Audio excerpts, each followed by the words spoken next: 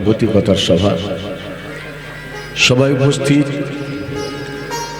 এবং অনুপস্থিত সমস্ত সাধু গুরু বৈষ্ণব, ব্রাহ্মণ অব্রাহ্মণ, প্রত্যেকের চরণে আমার অন্তরের সশ্রদ্ধ প্রণতি দণ্ডবোধ জানিয়ে শুরু করছি আজকের হরি কথা, কৃষ্ণ কথা, ভাগবতী কথা। রাস পূর্ণিমার উপলক্ষে এই মহতী সভার আয়োজন।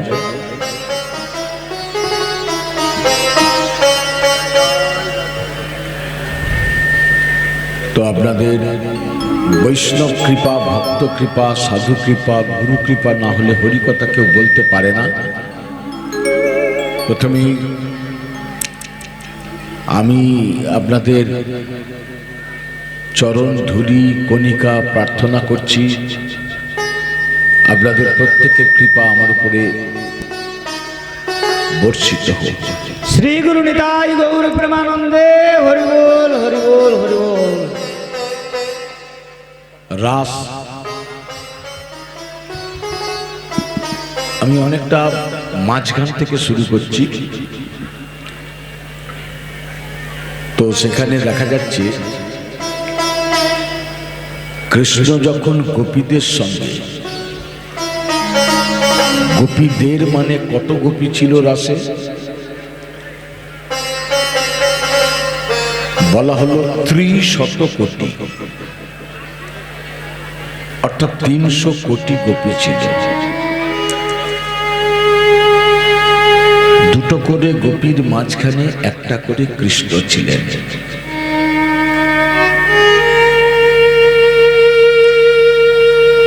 যখন তিনি স্থির করলেন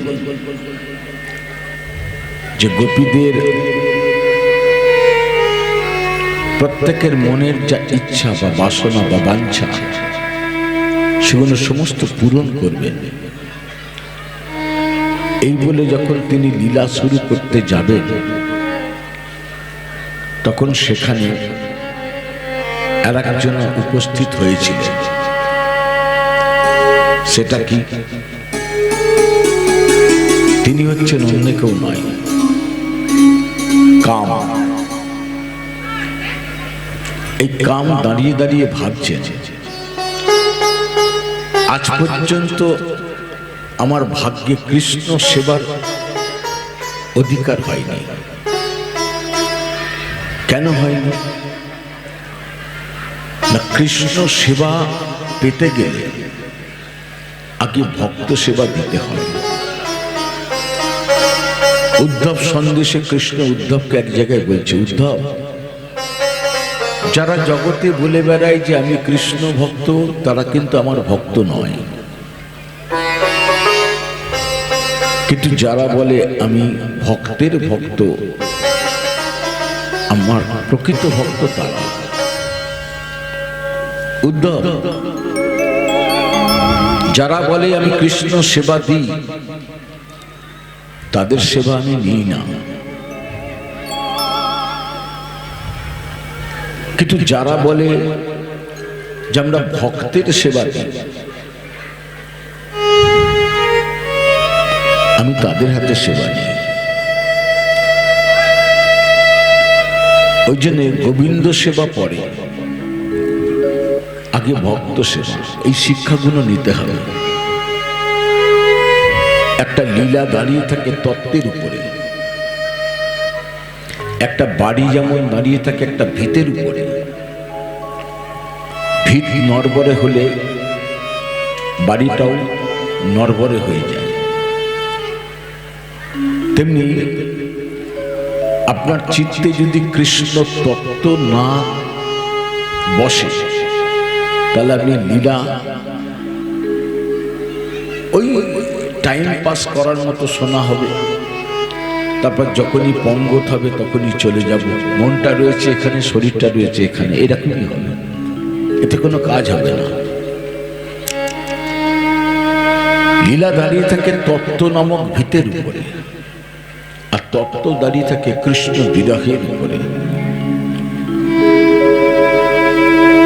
তা কাম ভাবছে যে আমার তো কোনোদিন কৃষ্ণ ভক্তের সঙ্গ হবার সৌভাগ্য লাভ হয়নি, যার জন্য কৃষ্ণ সেবা থেকে আমি বঞ্চিত হয়ে আছি। কৃষ্ণ ভক্ত সঙ্গ না হওয়ার কারণ হচ্ছে আমার, কেউ যখন কৃষ্ণ ভক্ত হয় সে সঙ্গে সঙ্গে আমাকে আগে পরিত্যাগ করে দেয়। এই কারণে আমার কোন কৃষ্ণ ভক্তের সঙ্গে আমার সম্বন্ধ স্থাপন হয়নি আজ অবধি। কিন্তু আজ আমার কি পরম সৌভাগ্য,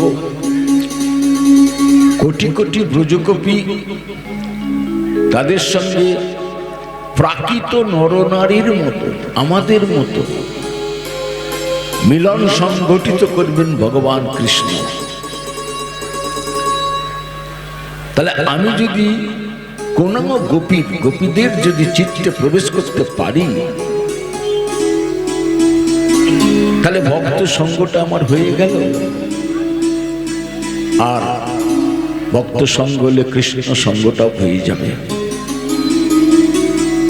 কাম ভাবছে, এই মনে করে কাম যখন ব্রজগোপীদের চিত্তে প্রবেশ করতে যাচ্ছেন, তখন কৃষ্ণ বললেন, দাঁড়াও কাম, তুমি এখান থেকে চলে যাও। কাম বললেন, প্রভু জগতে মিলন মানেই তো আমি, জগতে যত প্রকারের মিলন হয়েছে তার উদ্দীপন তো আমি যোগাই, তা আমি না থাকলে মিলন তো হবে না। কৃষ্ণ বললেন, কাম তুমি ছাড়াও এখানে মিলন হবে এমন একজনকে নিয়ে, তার নামটা শুনে রাখো, সেটি হচ্ছে প্রেম। প্রেম। তারপর যখন রাসলীলা শুরু হয়েছিল, কাম তখন মূর্ছা গিয়েছিলেন সেই মিলন দেখে, কামও মোহিত হয়ে গিয়েছিলেন সেই মিলন দেখে। এবং কাম মূর্ছা যাওয়ার সময় একটা আক্ষেপ করে কথা বলেছিলেন, হে শ্রীহরি, তুমি আমাকে পুরুষ দেহ দিয়ে চিরতরে বিদায় বঞ্চিত করে দিলে। তুমি যদি আমাকে একটা নারী শরীর দিয়ে পাঠাতে, তাহলে আজকে আমি তোমার সেবাটা দিতে পেরে আমি নিজেকে ধন্য মনে করতাম। কিন্তু সেই সেবা থেকে আমি চিরতরে বঞ্চিত হয়ে গেলাম। এখানে একটা সতর্ক জিনিস মনে রাখতে হবে। মহাপ্রভুকে জিজ্ঞেস করা হয়েছিল, এই পৃথিবীতে সব থেকে অসৎ বস্তু কোনটা? পৃথিবীতে তো সবই অসৎ, সৎ শুধু নাম এবং নাম। তা কোটি কোটি অসতের মধ্যে কোন অসৎটা সবচেয়ে বড়, যে অসৎটা ছেড়ে দিলে পরে, পরিত্যাগ করলে জগতের সমস্ত অসৎ পরিত্যাগ আপনা থেকেই হয়ে যাবে? তখন শ্রীমান মহাপ্রভু চৈতন্য চরিতামৃতের মধ্যলীলার 22 পরিচ্ছেদের বলেছিলেন, স্ত্রী সঙ্গী হয় এক অসৎ সঙ্গ, কৃষ্ণা ভক্ত আর। স্ত্রী মানে হচ্ছে নারী। নারী মানে নিজের স্ত্রীকেও বোঝায়, নারী শব্দে পরস্ত্রীকেও বোঝায়। অনেক বৈষ্ণব যারা অতত্ত্বজ্ঞ, যারা সদ্গুরু বা সাধু সঙ্গ করে না, তারা রাস্তাঘাটে বলে বেড়ায় মহাপ্রভু কোথাও নিজের স্ত্রীর সঙ্গ করতে নিষেধ করেননি, পরস্ত্রী সঙ্গ করতে নিষেধ করেছেন। এটা হচ্ছে মূর্খরা বলে, অতত্ত্বজ্ঞ বলে, ঘরে বসে নিজেরা বুঝে নিয়ে পাণ্ডিত্য ফলায়। মহাপ্রভু বললেন, বৈষ্ণবদের আচরণটা হচ্ছে বিশেষ আচরণ, সাধারণ আচরণ নয়। এই বিশেষ আচরণের মধ্যে পড়ছে পরস্ত্রী সঙ্গ তো বাদ, নিজের স্ত্রী সঙ্গ করাও বন্ধ, উচিত নয়। এটা মহাপ্রভুর কথা, চৈতন্য চরিতামৃত, যার জন্য শাস্ত্র সতর্ক করেছে যে নারী শরীর যদি কাঠের পুতুল হয়, মাটির পুতুল হয়, যদি অচৈতন্য হয় নারীর দেহ, যদি মৃতও হয়, তবু নারীর শরীরকে পায়ের বুড়ো আঙুল দিয়ে ছুঁয়েও দেখতে নেই। কাম এত ভয়ঙ্কর জিনিস, জগতে অনেক বিদ্বান ব্যক্তিকেও ধ্বংস করে দিতে মুহূর্তের মধ্যে শেষ করে দিয়েছে কাম। মহাপ্রভু বললেন কৃষ্ণা ভক্ত আর, অর্থাৎ কোন বৈষ্ণবী হোক আবার নাই হোক, সে যদি কেউ যদি স্ত্রী সঙ্গ করে, সঙ্গ শব্দের বাংলা মানে হচ্ছে আসক্তি। আমাদের আসক্তি বিষয়,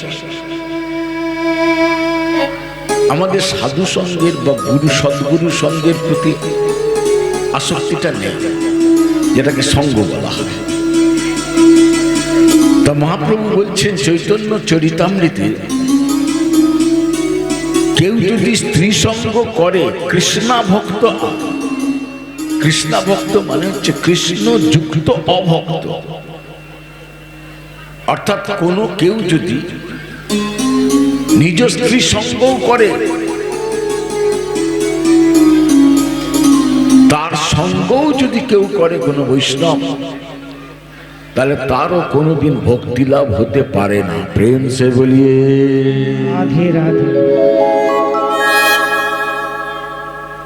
এই জন্যে নারী শরীর থেকে আমাদের বহু দূরে থাকতে হবে।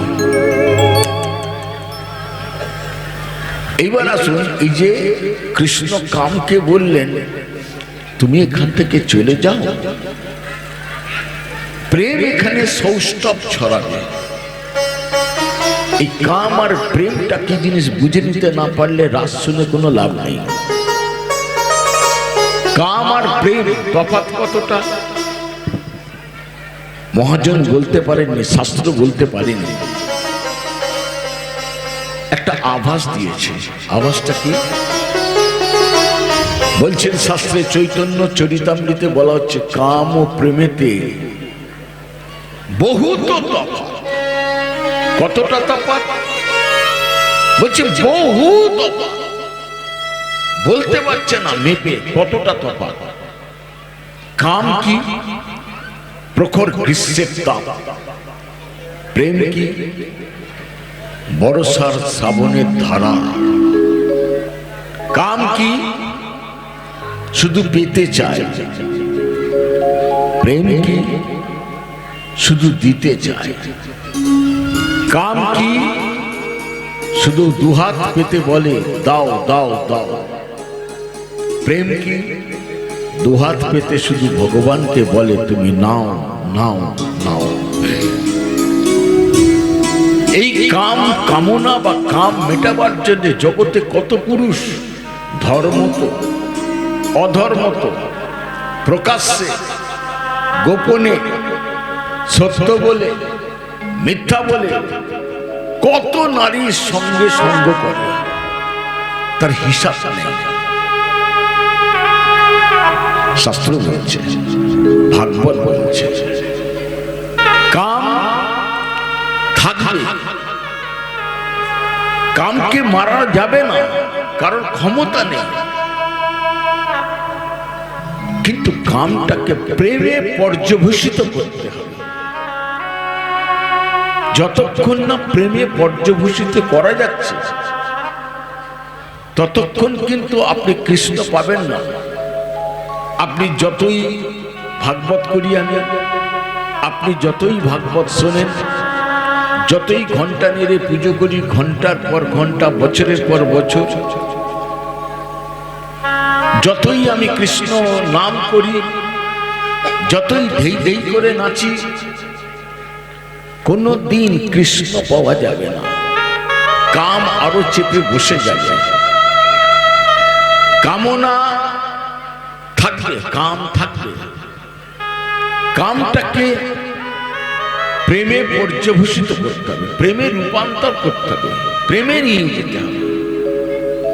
এবার আপনি বলবেন প্রেম কাকে বলে? দেখুন, প্রেম বললেই কিন্তু আমরা ভাবি জাগতিক একটা নারীর সঙ্গে যেমন আচরণ করি, ঘরের মধ্যে স্ত্রীর সঙ্গে যে আচরণ করি, এটাই বোধহয় প্রেম। না, এটাকে প্রেম বলেনি।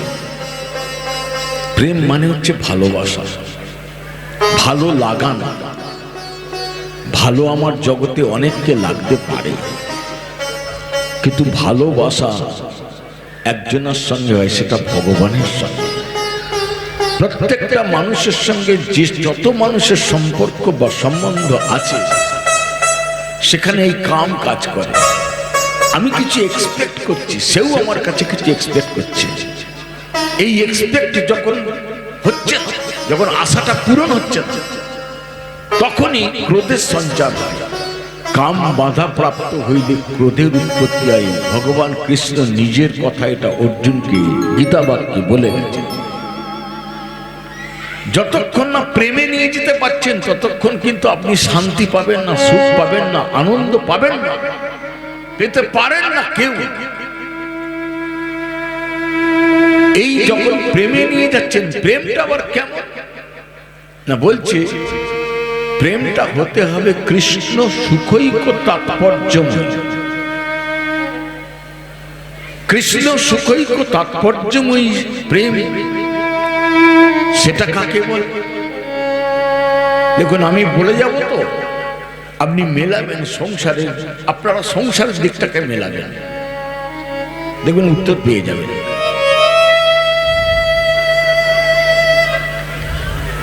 কৃষ্ণ সুখৈক তাৎপর্যময়ী প্রেম মানে হচ্ছে, তোমার সুখে সুখী আমি, তোমার দুঃখে দুঃখী।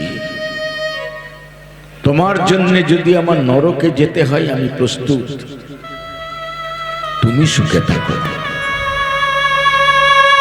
যার জন্য মহাপ্রভু ঠাকুর মশাইকে দিয়ে বলালেন, গাওয়ালেন, কবে হাম বুঝিব,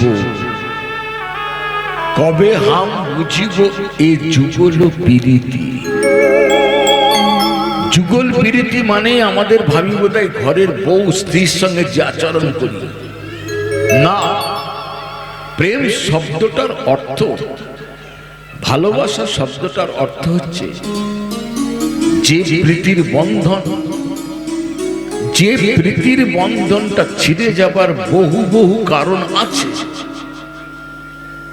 কিন্তু ছিঁড়ে না গিয়ে বন্ধনটা আরো শক্ত হচ্ছে, দৃঢ় হচ্ছে, তাকে বলে প্রেম, তাকে বলে ভালোবাসা, তাকে বলে ভক্তি।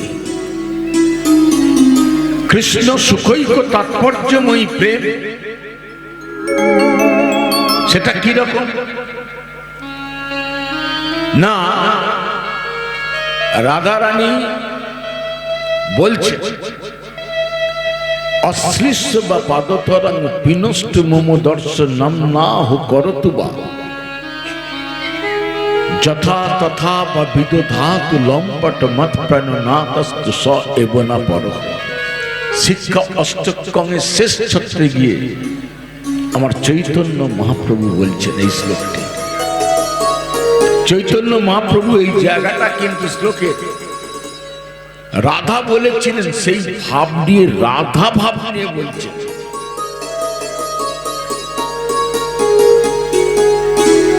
বলছে, ললিতা, আমি কৃষ্ণকে ভালোবাসি।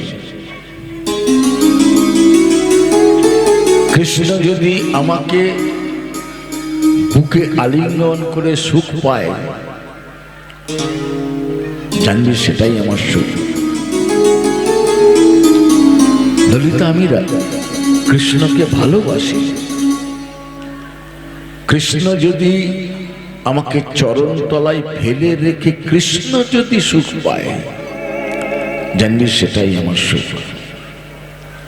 ললিতা, আমি কৃষ্ণকে ভালোবাসি। কৃষ্ণ যদি আমাকে দুঃখের সাগরে তলিয়ে দিয়ে কৃষ্ণ যদি সুখ পায়, জানবি সেটাই আমার সুখ। জানিস ললিতা, আমার দেহে যতক্ষণ প্রাণ বলে বস্তুটা এক বিন্দু থাকবে, ততক্ষণ আমি ওই লম্পট কৃষ্ণকে ছাড়া অন্য পুরুষকে আমি ভালোবাসতে পারবো না। প্রেম সে বলি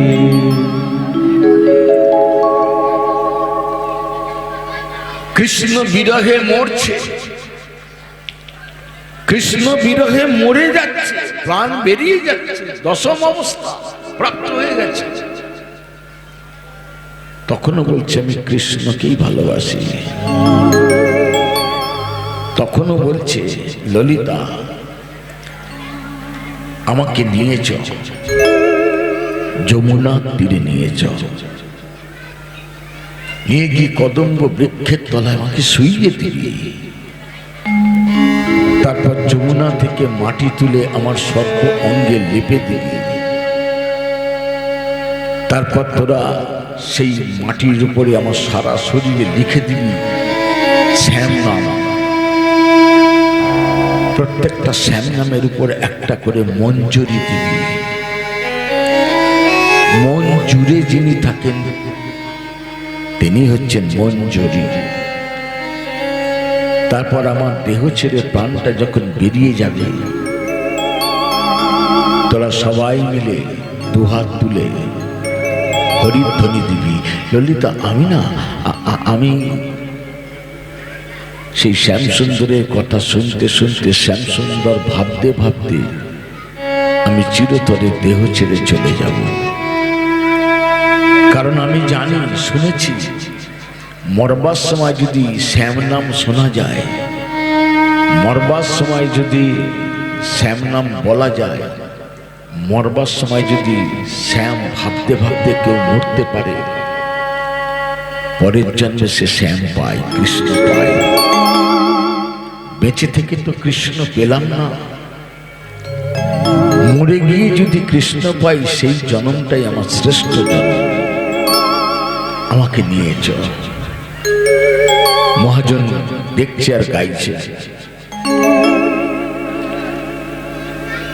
যমুনা তটিনীলে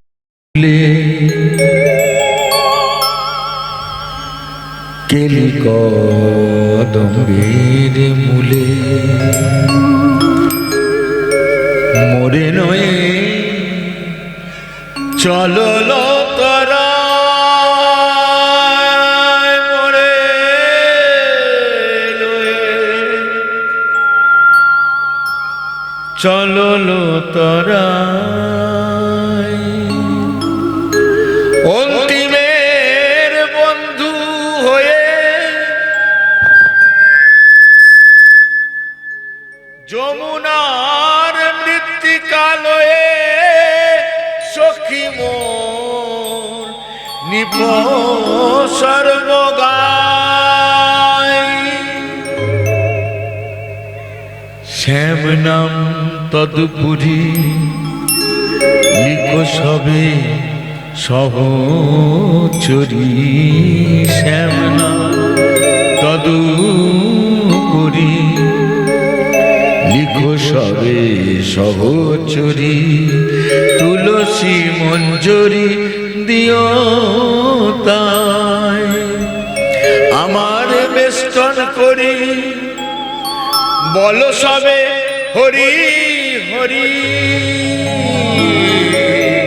আমারে বেষ্টন করি বলো সবে হরি হরি। যখন পরাণ বাহিরা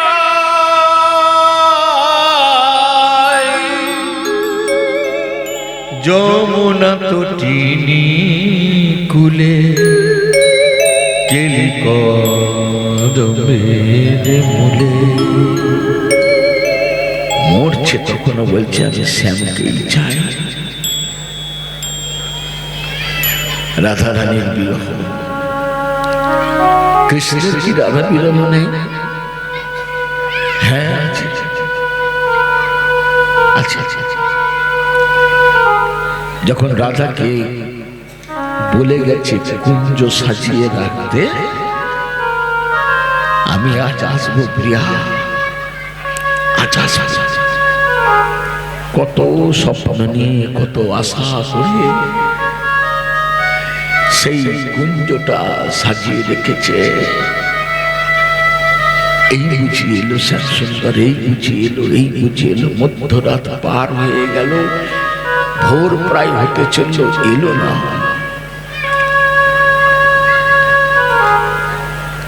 এলো না। তখন রাধা কৃষ্ণ বিরহে গাইছে, বলছে মহাজন, বধুর লাগিয়া সে বিছাইনু গাঁথিনু মালতী মালা, তাম্বুল সাজিনু দীপ জ্বালিনু, কুঞ্জ হইল আলা, বড় সাদ মনে এ নব যৌবনে, মিলিব বধুর সনে, পথ পানে চাই রজনী গোয়াই, কত প্রবোধিব কত বিরহ। কৃষ্ণ কি রাধা বিরহ নেই? আছে, আছে, কিন্তু ভক্ত রাধা বিরহটা যেন ছাড়তে চায় না, কৃষ্ণ বিরহটাকে স্বীকার করে, অস্বীকার করে না।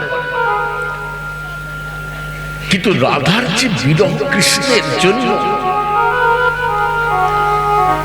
এই বিরহ কোন বিরহের সঙ্গে তুলনা তো নয়, বরঞ্চ পৃথিবীতে যার যত বিরহ আছে সমস্ত বিরহ একত্রিত করলেও তার ধারে কাছে যাবে না।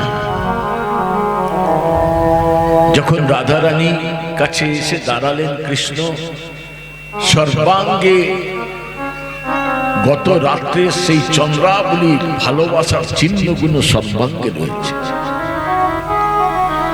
সেই অবস্থা দেখে রাধারানী লম্পট, চরিত্রহীন, মিথ্যাবাদী, বেরো এখান থেকে, বেরো এখান থেকে, বেরিয়ে যাও। তোমাকে ভালোবাসার চেয়ে যদি আমি গলায় কলসি বেঁধে যমুনায় ডুবে পড়তাম তা তো সুখ ছিল। ভৎসনা করে রাধারানী তাড়িয়ে দিলেন। কৃষ্ণ বিতাড়িত হয়ে চলে গেলেন। রাধা বিরহে তার চূড়া গেছে মাটিতে পড়ে, হাতের বাঁশি ধুলায় গড়াগড়ি খাচ্ছে, কাঁদতে কাঁদতে বনাঞ্চল কর্দমাক্ত করে তুলেছে, আর সেই কাদার মধ্যে লুটুপুটি খাচ্ছে। দুটি বৃন্দা গিয়ে দেখছে রাধার বিরহে কৃষ্ণের কি দশা। কৃষ্ণ বলছে, ওরে ও তোমার তরু, আমারে বিদায় দে, আমি রাধা বিনা রাখিব না প্রাণ। যাও হে কোকিলা বধূ, মানিনী রাধাই কহ, এ বিরহ মরণ সমান। শোনো হে মাধবীলতা, রায় যদি আসে থা, বলো সেই শ্রীমতীর আগে, রাধা ছাড়া নাম নাই, রাধা ছাড়া শ্যাম নাই। আছে শ্রীমতীর অনুরাগে। কত বিরহ একে অন্যের জন্য। এখানে কাম কোথায়? রাধারানী বলছেন তোমাকে সুখ দিতে গিয়ে কৃষ্ণ সুখৈক তাৎপর্যময়ী প্রেম যেটা, সেইটা শাস্ত্র বোঝাচ্ছে আমাদের। দেখবেন শুনতে গিয়ে যদি কাম এসে যায়, কোনো বিন্দু মাত্র যদি চিত্তে কামনার বেগ বিন্দু মাত্র করার আসে, তাহলে জানেন তিনি কিন্তু ধ্বংস হয়ে যাবেন। এর ফল পরিণতি খুব ভয়ঙ্কর হবে। অপ্রাকৃত জগৎ সেটা। প্রাকৃত জগতে প্রাকৃত বুদ্ধি দিয়ে চেষ্টা করবেন না বোঝার।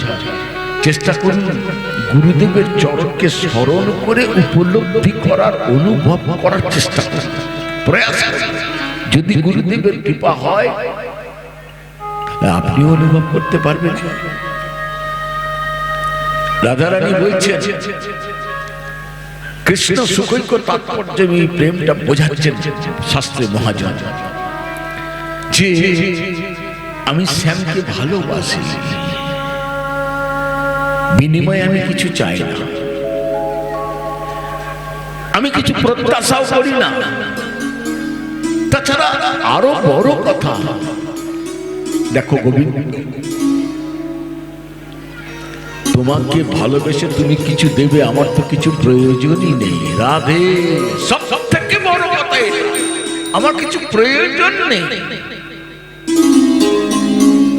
এখানে কামনা কোথায়? প্রত্যাশা করছে না। কৃষ্ণ একদিন রাধাকে জিজ্ঞেস করছে, রাধে আমি তোমার কোথায় কোথায় আছি? রাধারানী বলছেন, হে গোবিন্দ তুমি আমার গোটা শরীরের প্রত্যেকটা জায়গায় আছো।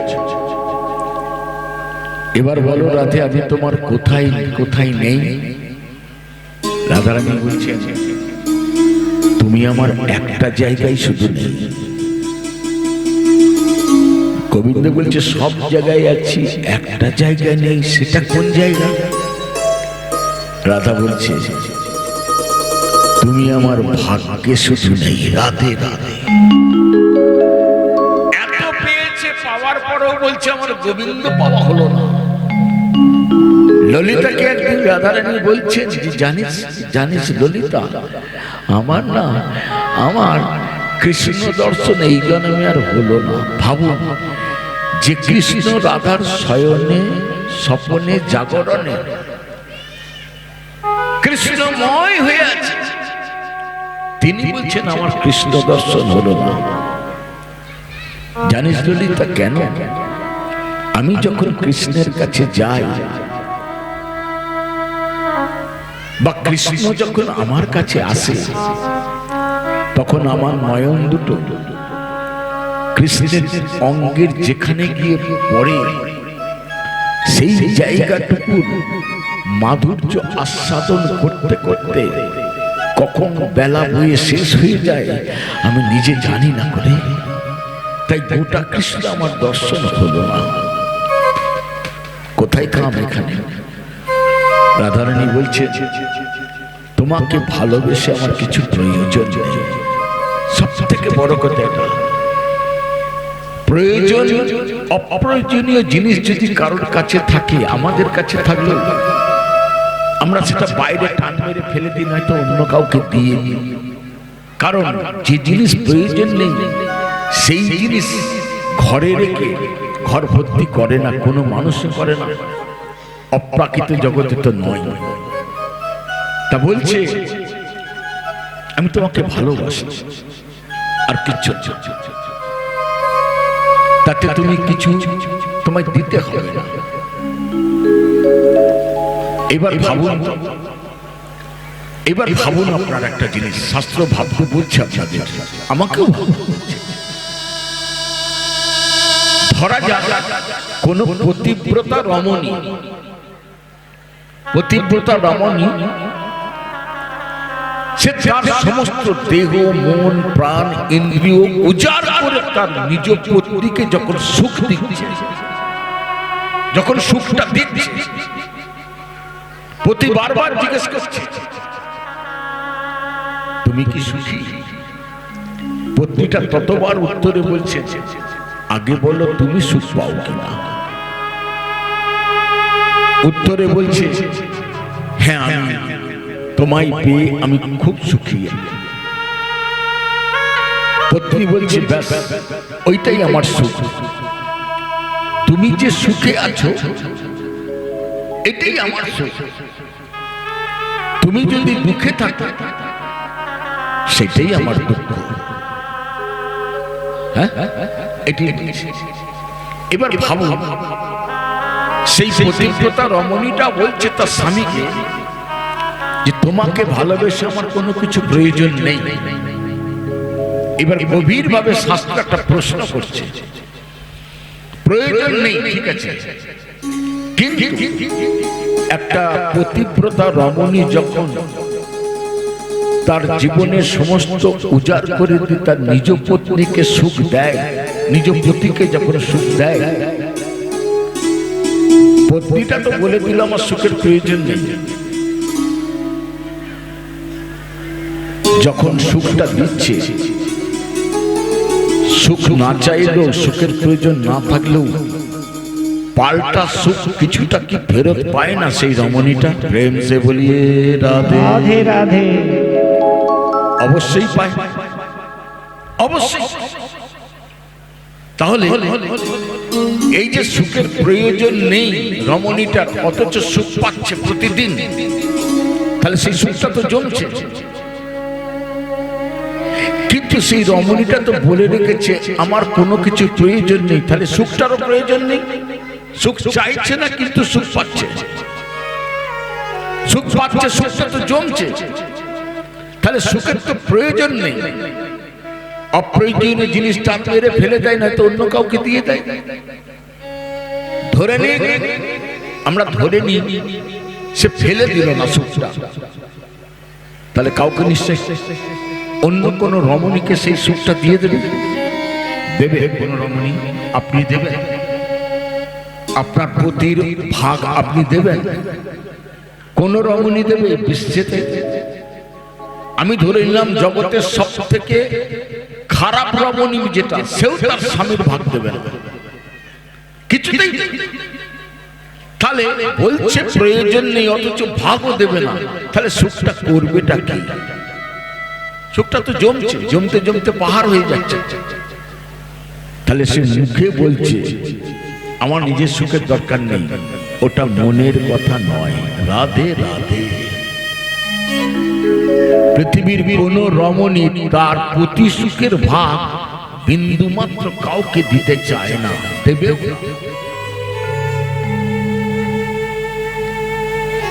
এইবার আসুন রাধা প্রেমটা কেন। এইখানে অপ্রাকৃত জগতের প্রাকৃত জগতের সঙ্গে অপ্রাকৃত জগতের তফাৎ কিরকম? ধরা যাক এই গ্রামের পাশ দিয়ে একটা নদী বয়ে গেছে, সেই নদীটায় ধারে হঠাৎ করে এক বাবাজি এসে হাজির হলেন। তার সঙ্গে না আছে থালা ঘটি বাটি, না আছে পোটলা, না আছে কোনো জামা কাপড়, না আছে কোনো কাপড়, না আছে বস্ত্র, কিচ্ছু নেই। না আছে পয়সা কড়ি টাকা, কিচ্ছু নেই, শূন্য। বাবাজি এসে নদীর ধারে ওই শুধু হরিনামের মালায় নাম করে। স্বাভাবিকভাবে অচেনা বাবাজিকে দেখতে পেয়ে গ্রামের কিছু মানুষ আলোচনা করছে যে বাবাজি ছত্রবেশে এলো, চোর টোর চারিদিকে সব চুরি হচ্ছে, এখন এইসব সে গেলে তো ধরা যায় না, এখন বাবাজি কিছু বলাও যাবে না। যাই হোক, গ্রামের সবাইকে সতর্ক করে দাও, রাত্রিবেলায় যদি খিল খোলার দরজা ভাঙার শব্দ হয় তাহলে পরে যেন শাঁখ বাজিয়ে দেয়, তাহলে সবাই বেরিয়ে এসে তাকে ধরে ধরে বলে। সবাই সতর্ক হয়ে হচ্ছে। 2 দিন 5 দিন 7 দিন 10 দিন হয়ে গেল, দেখছে কোনো শব্দ বা কারো দরজা ভাঙা হয়নি। তখন গ্রামের লোকেরা বলা বলি করছে, তাহলে লোকটার মনে হয় মাথায় ছিট আছে।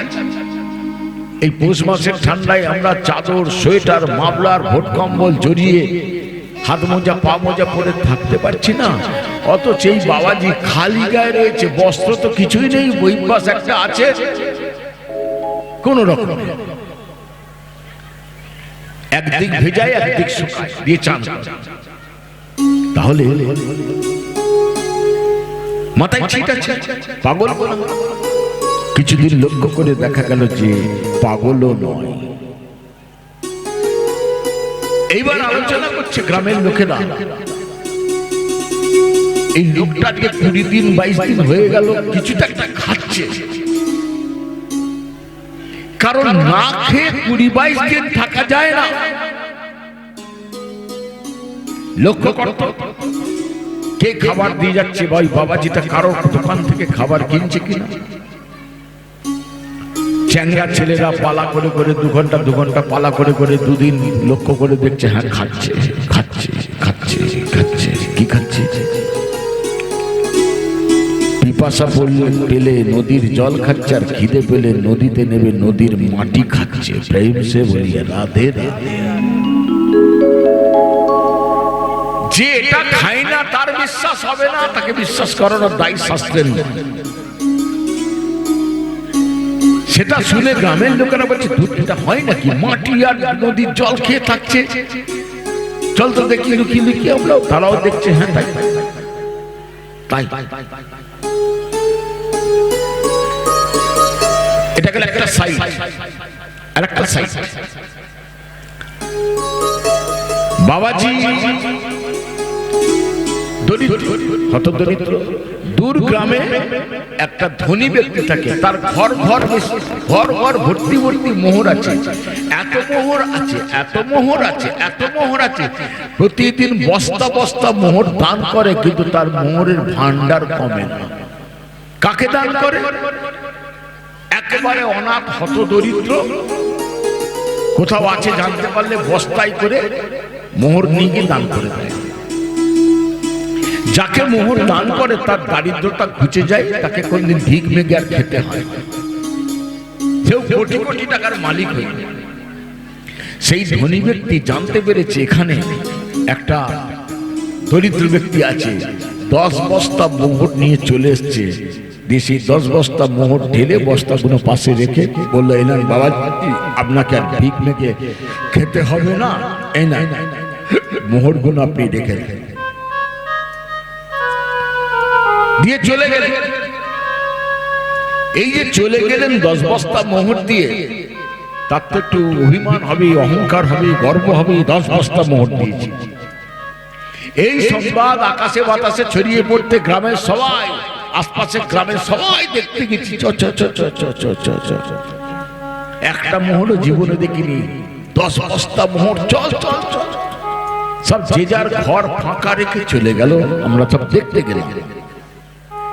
দেখতে গিয়ে দেখছি 10 বস্তা মোহর জড়ো করা রয়েছে।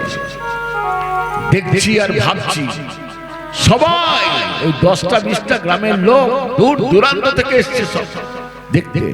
প্রত্যেকে কিন্তু একটা জিনিস ভাবছি, হা ভগবান, কেন আমাকে বিষয় দিলে, সংসার দিলে, স্বামী স্ত্রী সব পুত্র কন্যা কেন দিলে? হে ভগবান, আমাকে একটু এরকম ভিখারি করে দাও না, তাহলে আমিও 10 বস্তা মোহর পেয়ে যাব। রাধে রাধে। একটু আগে বিষয় চাইছিল ভগবানের কাছে, সেই আমরাই এখন এসে বলছি, হে ভগবান, বিষয় কেড়ে নিয়ে ভিখারি করে দাও, তাহলে 10 বস্তা মোহর দাও। চকচক করছে। এটা আর একটা সাইড। বাবাজি এবার ভাবছে, মোহর তো আমার প্রয়োজন নেই জীবনে, আমি তো কারোর কাছে মোহর চাই না, আমি মোহরের প্রত্যাশাও করিনি। এ কি হবে? কোনো প্রয়োজনই নেই। বস্তায় ভরে 10 বস্তা মোহর মুখ বেঁধে নিয়ে যে ব্যক্তি মোহর দিয়েছিল খুঁজে খুঁজে তার বাড়িতে গিয়ে সেই মোহর 10 বস্তা ফেরত দিয়ে বললেন যে, বাবা, আপনার মোহর আপনি ফেরত দেন। দিয়ে চলে গেল। কোনো হেলদোল নেই। 10 বস্তা মোহর যে ফেরত দিল, যে কোনো ফেরত দিল, কোনো দুঃখ কষ্ট জ্বালা যন্ত্রণা হতাশা নৈরাশ্য সব কিচ্ছু ফেরত দিয়ে চলে গেল। এবার মীমাংসা মীমাংসাটা কেমন হচ্ছে? এই যে ধনী ব্যক্তি মোহর দিলেন, এটা কি? এটা হচ্ছে কৃষ্ণ। কৃষ্ণ জানেন আমি পূর্ণ ভগবান, পূর্ণানন্দময় রূপে রসে গন্ধে শব্দে স্পর্শে পূর্ণ। তাহলে আমাকে আবার কে দেবে? আমার কাছ থেকে জগতে সবাই পায়, আমার কাছ থেকে কণা মাত্র পেলে পরে জগৎ ভেসে যায়, সে ভেসে যায়। সমুদ্রকে যখন কেউ ভাসাবো মনে করে, তাহলে সমুদ্রের থেকে বেশি জল তার থাকতে হবে, থেকে বেশি জল তো কারণ নেই, যার জন্য সমুদ্র বর্ষাকালে ভাসেও না, গ্রীষ্মকালে শুকেও না। প্রেম সে বলিয়ে রাধে রাধে। তা কৃষ্ণকে যদি সমুদ্র ধরি, তা কৃষ্ণকে যদি কেউ আরো আনন্দ দিতে চায়, তাহলে তার কৃষ্ণের থেকে বেশি আনন্দ থাকতে হবে। সেটা জগতে সম্ভব নয়, কোনো মতেই সম্ভব। তখন বলছে এটা হচ্ছে কৃষ্ণ।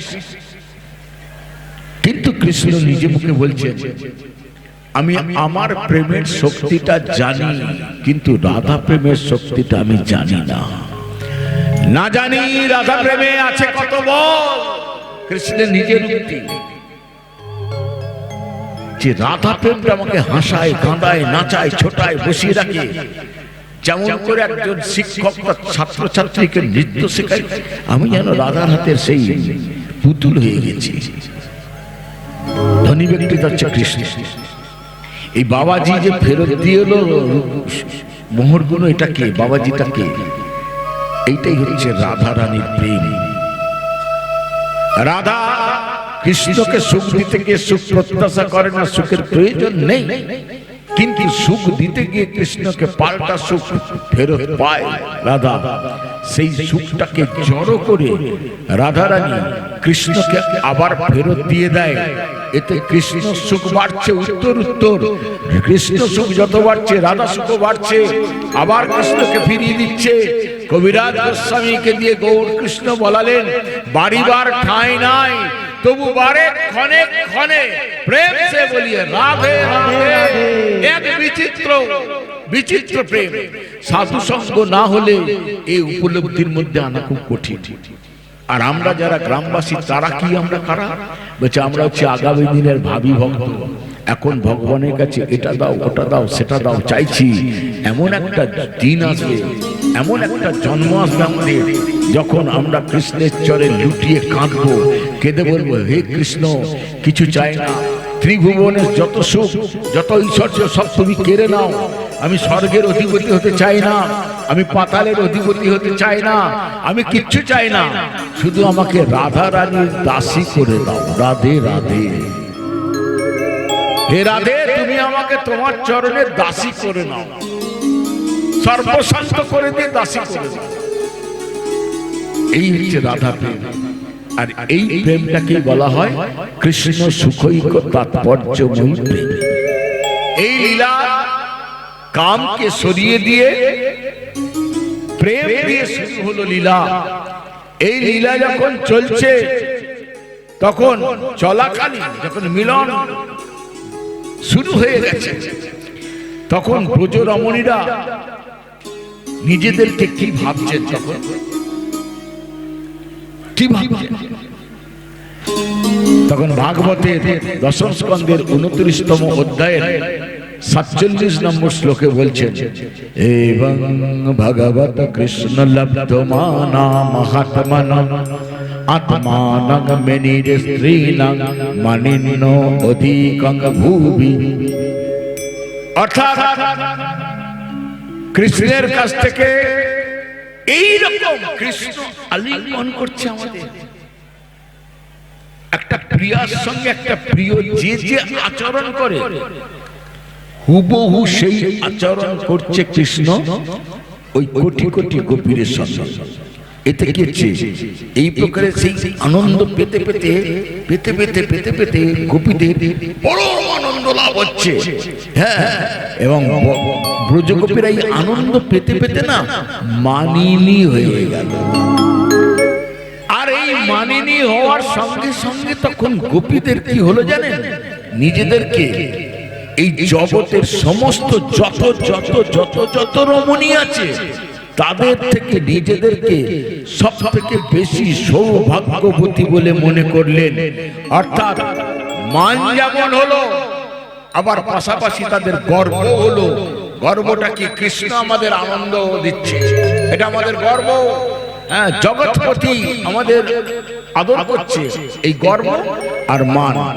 ব্রজগোপীদের এই মান, ব্রজগোপীদের এই গর্ব কি কোনো প্রাকৃত মান? আমাদের যেমন প্রাকৃত মান হয়, ব্রজগোপীদের মান গর্ব প্রাকৃত মান না প্রাকৃত গর্ব? বলছেন না, ওইভাবে বিচার করতে গেলে হবে না। আসলে কি হয়েছিল, এই রাসলীলা যখন চলছে, যোগমায়া এই লীলার একটা ভেরিয়েশন, বৈচিত্র্য। খেলার সময় দেখি না, একটা প্লেয়ারকে কি দুটো প্লেয়ারকে তুলে নিয়ে এমন একটা প্লেয়ারকে নামালো যে খেলার গতিটা আরো দ্রুত হয়ে গেল।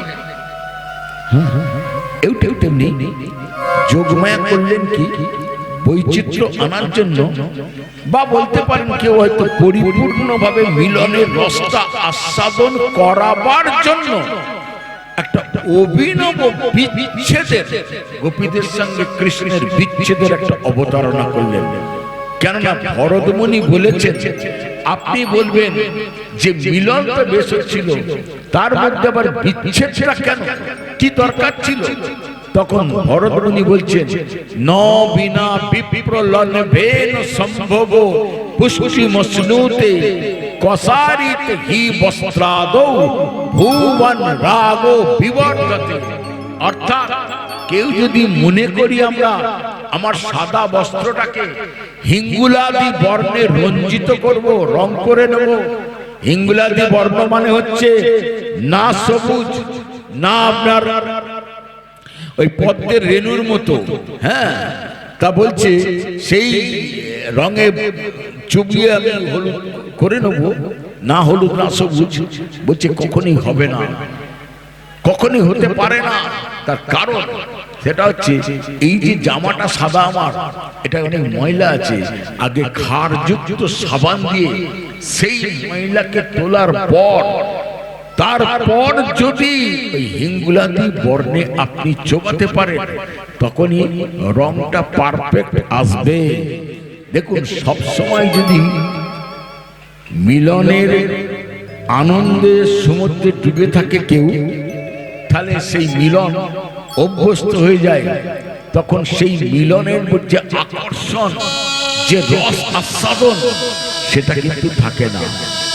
যদি দেখুন শীতের কনকনে জড়তা না থাকে, তাহলে বসন্তকালের কোকিলের ডাক আর প্রফুল্লতা কোনোটাই আমাদের অনুভব হতো না।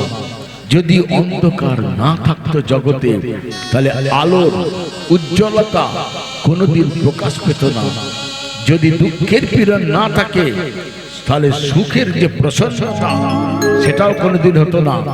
এই জন্য ভগবান যার সঙ্গে মিলনের অপরিসীম আনন্দ সাগরে ডুবে যাবে বলে ইচ্ছা করলেন, সেই ভগবান কৃষ্ণের লীলা শক্তি তাকে মাঝে মাঝে বিরহের আগুনের প্রবল তাপে দগ্ধ করতে লাগলেন। ধীরে ধীরে ধীরে ধীরে বিচ্ছেদ করিয়ে দিয়ে।